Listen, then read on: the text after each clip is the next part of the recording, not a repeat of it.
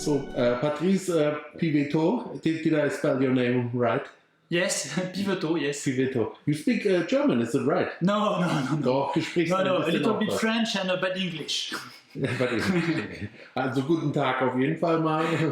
Bonjour und thank you for having me in the universe of Cognac Frapin in Fontpinot, and now we are here in the distillery in what is this area called? The name of the little town here is Segonzac. And is there a special reason of the historic development why they are located here and not in the chateau? But a part of the story, there is a vineyard to produce aging, distillery, etc. And here it's the office, so it's a small village. Oh, okay. So you have here the office, and you do the mariage also here, and there's another distillery, and then you have another cave in the Château Fontpinot. Yes. So, well, we have 4 groups of cellar to age. So the office here, and here we have 1 group of the cellar to age the cognac. And we have in the total 4, and it's a part of the story, but we have many group of cellar to age to separate the risk of the fire. Interesting.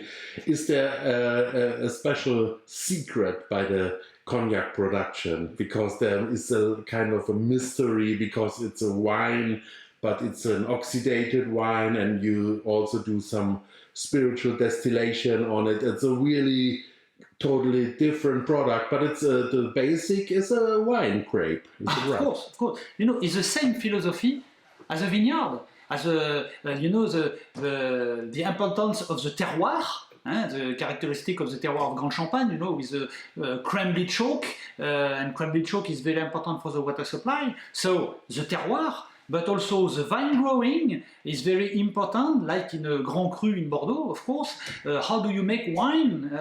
So the vinification. The big difference between a vineyard for the wine and the cognac, we have to concentrate through the distillation the wine to produce a cognac. But at the beginning, it's the same philosophy, and during the process. That's the same philosophy, but what is the secret about cognac? There is no secret, there is some savoir-faire. It's not a secret. The key of a good product, of a good cognac, is all the phenomenon of terroir, vinification, vine growing, aging, etc. And to finish the blend is a tasting. So there is no tool for that, and no secret. Is how do you imagine the blend through the tasting? Would you say the cognac is just a digestive, or could you imagine to have a cognac as an aperitif as well? Is it possible to drink cognac all day? Is it possible in aperitif, neat, or in a cocktail, for example, generally for the younger one, but also during the meal? Is it possible to have a balance between different cognac and some dish?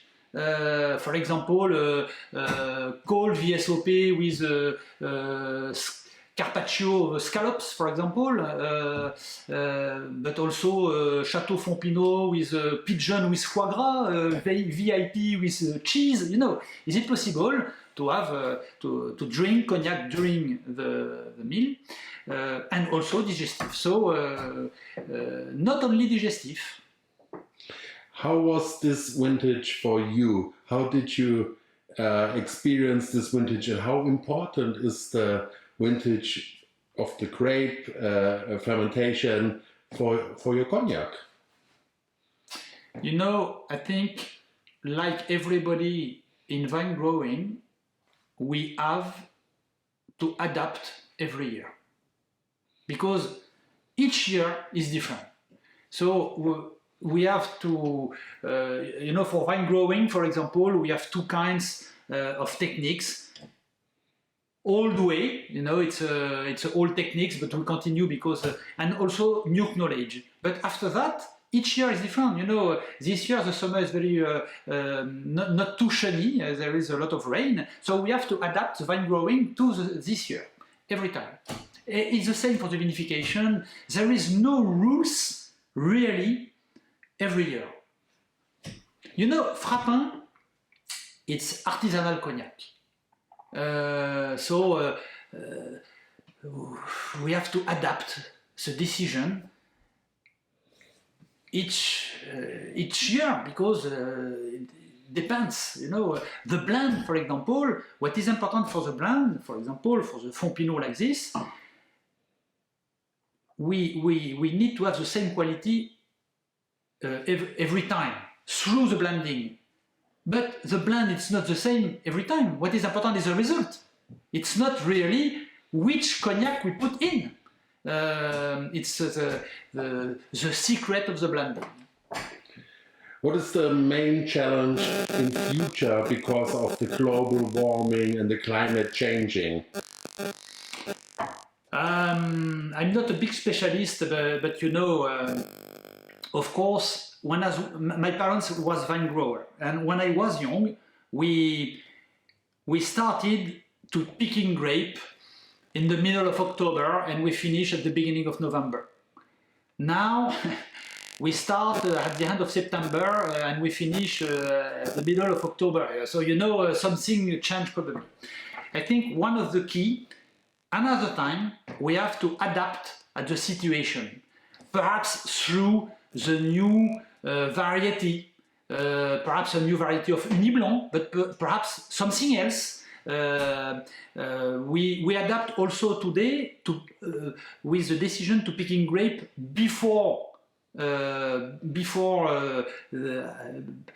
because we need some acidity, you know. So it's we adapt, but the changing of climate, it's we have to pay attention. Really. Okay, will there be a challenge? I mean, have you did you have a special challenge in your work because of sustainability, ecologic, winery, biodynamic, or have you focused in any direction for the future? Of course, yes, because you know, we started the sustainable vine growing in 1991. So 30 years ago. Now we have a certification of HVE3, it's a French certification about sustainable vine growing. So it's not new for us. And we continue because in the future we need to respect the nature and the balance between a lot of things. So of course we pay attention to this philosophy. That's a nice message because it's so important to respect the nature in the work, in the whole balance of the production.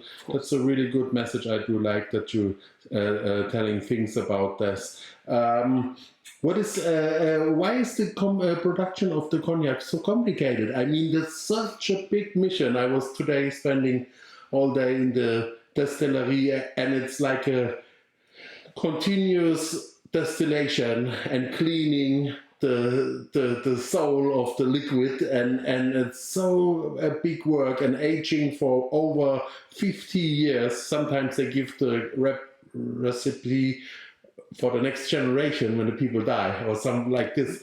It's a big something, a miracle that not everybody knows that the product is so high quality. Of course, but you know, it's probably the reason why Frapin is so specific, because you know, of course, one of the difficulties is the technique, of course, but the extra quality for Frapin, it's 2-generation production. So I produce today the base of the extra for the 50 next year. So you know, it's I will be not here, and probably not here. So Frapin, the philosophy of Frapin, all the production, all the range come from our vineyard. So we control all the process, to the beginning and the end. So it's easier than a negociant, for example, who the negociant, it's also a good work, negociant, but they buy different quality. Frapin, we continue and we start to to produce Frapin quality at the beginning, in the vineyard, because the beginning of the story is a vineyard. The history of the Frapin family is so long. I mean, I was impressed. Today I was seeing some signs of the 11th, 12th or 13th century. Right? 1270. 1270. That's unbelievable. And if you here in this area in Cognac region, the whole family is spread out in this area. I know it's a long story because they arrived in 1270, so before the Cognac, because the Cognac is in the middle of the 17th century. So before the Cognac, but the family arrived here in 1270. So long story, but also very rich story. Because the mother of François Rabelais, so famous writer in France, was Anne-Catherine Frapin. So it's but also the coat of arms. The king of France gave a coat of arms to the family Frapin. You know, it's a very long story, but also very, very rich story. You're right. How did you experience the last 15 months in the COVID pandemic? Is there a big affection in the selling your product, or will you change the marketing structure, or how did you experience the last 15 months of COVID pandemic? For the business, the COVID have no impact for Frapin. We finished the exercise in March, and it was the same as the year before. So it seems that we are present in a quality niche market. So the fine shop and a good restaurant. So the restaurant was closed, but the fine shop, I think the people were at their home through the COVID, and it seems that they buy more good food and good wine and good cognac in their home, and through this idea, the business for Frapin is quite good. That's interesting. Would you say cognac is more a wine or more a spirit? It's a spirit. It's a spirit. It's a spirit with the ADN of a vineyard. It's a wine before. Cognac, it's a spirit. The result is a spirit, but it's a concentration of wine. That's so interesting. And how many angels did you make lucky in the world in your lifetime? Angels? Yes. I don't know. I hope a lot. Because there's always an oxidation for the angels. Okay, we lose a lot. But you know, the angel share. Angel share, exactly. If you need to have evolution through the oxidation, through the concentration, etc., you need to lose something through the evaporation. It's a part of the process. Okay. The last question is not a question. You have the possibility to spread out a message in the wine world, in the world, and something that you would like to say. There is something very important for me in my life, and I hope the same for everybody, is a pleasure. And I think that the wine, the cognac, the good food is a big part of my pleasure. So it's my aim. We produce some cognac, some spirit, some Cognac Frapin, and my aim, finally, is to give some pleasure.